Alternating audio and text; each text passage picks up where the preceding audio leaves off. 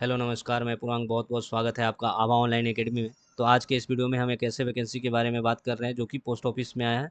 तो वीडियो को स्टार्ट करते हैं और देखते हैं कि कौन कौन अप्लाई कर सकता है, कब से कब तक अप्लाई कर सकता है, फॉर्म फी क्या रहने वाला है, मोड ऑफ सिलेक्शन क्या है और एलिजिबिलिटी क्राइटेरिया क्या है। तो वीडियो को पूरा देखिएगा और स्किप मत कीजिएगा। जैसा कि आपने थंबनेल पढ़ ही लिया है, जो वैकेंसी आया है पोस्ट ऑफिस में आया है, ठीक है। और जो नंबर ऑफ़ वैकेंसी है वो कितना है, 30,000 प्लस है, ठीक है।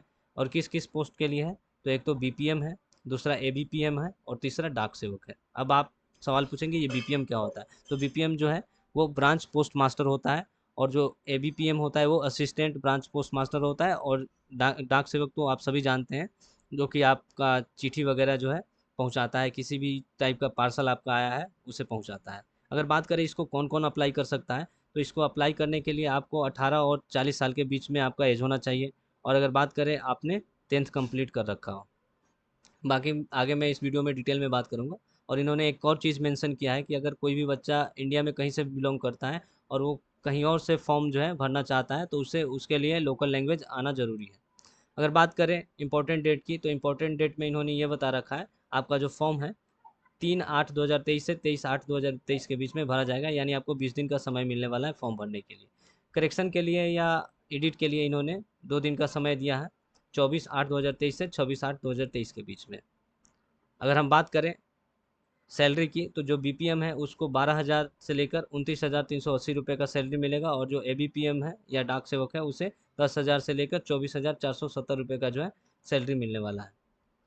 आगे हम बात करें, ठीक है, तो इन्होंने एलिजिबिलिटी क्राइटेरिया के लिए क्या बता रखा है कि अगर आपका जो एज है 18 साल है मिनिमम और मैक्सिमम 40 साल है, तो आप इस फॉर्म को भर सकते हैं। बाकी आप एससी एसटी ओबीसी या अदर कैटेगरी से बिलोंग करते हैं तो आपको एज रिलैक्सेशन मिलने वाला है, जो कि इन्होंने आगे नीचे बता रखा है, जिसको आप क्लेम कर सकते हैं, ठीक है। इसमें से आप ईडब्ल्यूएस छोड़ के बाकी किसी भी कैटेगरी से बिलोंग करते हैं तो आपको ये जो है अलग अलग कैटेगरी को अलग अलग जो है एज रिलैक्सेशन मिलने वाला है, ठीक है। आप नीचे आएंगे यहाँ पे, तो इन्होंने एजुकेशनल क्वालिफिकेशन का बता रखा है, ठीक है, कि आपका जो 10th है, ठीक है, वो किसी भी स्टेट या सेंट्रल गवर्नमेंट के बोर्ड से होना चाहिए, और उसमें मैथमेटिक्स और जो इंग्लिश है वो सब्जेक्ट होना चाहिए। अगर ये नहीं है तो आप इस फॉर्म को नहीं भर सकते हैं, ठीक है। बाकी अदर जो क्वालिफिकेशन है वो उतना इम्पोर्टेंट नहीं है, ठीक है, मैंडेटरी नहीं है।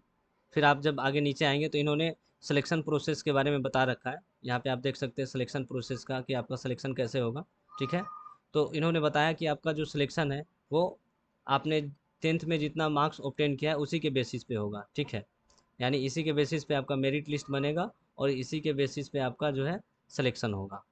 आगे इन्होंने बता रखा है कि अगर किसी का ग्रेड पॉइंट में मार्क्स हैं तो उसको परसेंटेज में कैसे चेंज कर सकते हैं, तो यहाँ पे उन्होंने बताया है कि 9.5 से मल्टीप्लाई करके वो अपना परसेंटेज निकाल सकते हैं, ठीक है। आप नीचे आएंगे तो यहाँ पे उन्होंने बहुत ही इम्पोर्टेंट पॉइंट जो है आपको बताया है, ये आपको पता होना चाहिए। यानी उन्होंने ये बताया है कि अगर किसी बच्चे का सिलेक्शन हुआ है, ठीक है, उसे शॉर्ट लिस्टेड किया गया है, तो वो अपना जो टोटल डॉक्यूमेंट है वो 15 दिन के भीतर जो है आयोग में जो है ऑनलाइन भेजे या पोस्ट ऑफिस से भेज सकता है, ठीक है। वहाँ पे आपको बताया जाएगा कि कैसे आप भेज सकते हैं, ठीक है। तो 15 दिन का आपको समय मिलता है, यानी इसके अंदर में जो है आप इसको भेज सकते हैं, अपने डॉक्यूमेंट को टोटल, ठीक है। आप नीचे आएंगे तो आपको और भी इम्पोर्टेंट पॉइंट बताया गया है, ठीक है। यहाँ पे यहाँ पे उन्होंने बताया है कि आप रजिस्ट्रेशन कैसे कर सकते हैं, ठीक है, ऑनलाइन अप्लाई कैसे कर सकते हैं।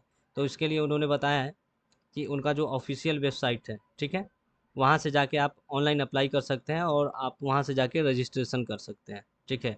ये रहा उनका वेबसाइट, ठीक है। यहाँ पे आप जब जाएंगे तो यहाँ से आप डायरेक्ट इनके होम पेज पे जाएंगे और वहाँ पे अपने सारे डिटेल को फिल करके आप इस फॉर्म को भर सकते हैं। बाकी इन्होंने पेमेंट के लिए बता रखा है, ठीक है, कि अगर कोई बच्चा, ठीक है, जनरल से और ओबीसी से है तो उसको जो है 100 रुपये का फॉर्म फी देना पड़ेगा, ठीक है। यानी अगर आप जनरल और ओबीसी से हैं तो आपको 100 रुपये का फॉर्म फी देना पड़ेगा। और आप अगर एससी एसटी या पीडब्ल्यूडी कैंडिडेट है तो आपको किसी भी टाइप का जो है कोई भी पेमेंट नहीं लगने वाला है, ठीक है। यहाँ पे आप देख सकते हैं इनको कोई भी पेमेंट नहीं लगने वाला है, ठीक है। आप अगर नीचे आएंगे तो इन्होंने एक बहुत ही इम्पोर्टेंट पॉइंट बताया है, जो कि आपको पता होना चाहिए फ़ोटो और सिग्नेचर को लेके। यानी इन्होंने बताया है कि आपका जो फ़ोटो है, ठीक है, 50 केबी से ज़्यादा बड़ा नहीं होना चाहिए और आपका सिग्नेचर जो है 20 केबी से ज़्यादा बड़ा नहीं होना चाहिए और इसका फॉर्मेट क्या होना चाहिए, जेपीजी या जेपीईजी होना चाहिए।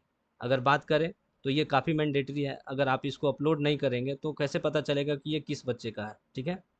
बाकी मैंने इस वीडियो में आपको जो भी इम्पोर्टेंट पॉइंट्स थे उसको बता दिया है। अगर आपका इसके बावजूद भी कोई डाउट रह जाता है तो आप हमें कमेंट करके पूछ सकते हैं। इस वीडियो में इतना ही, मिलते हैं अगले वीडियो के साथ, तब तक के लिए धन्यवाद।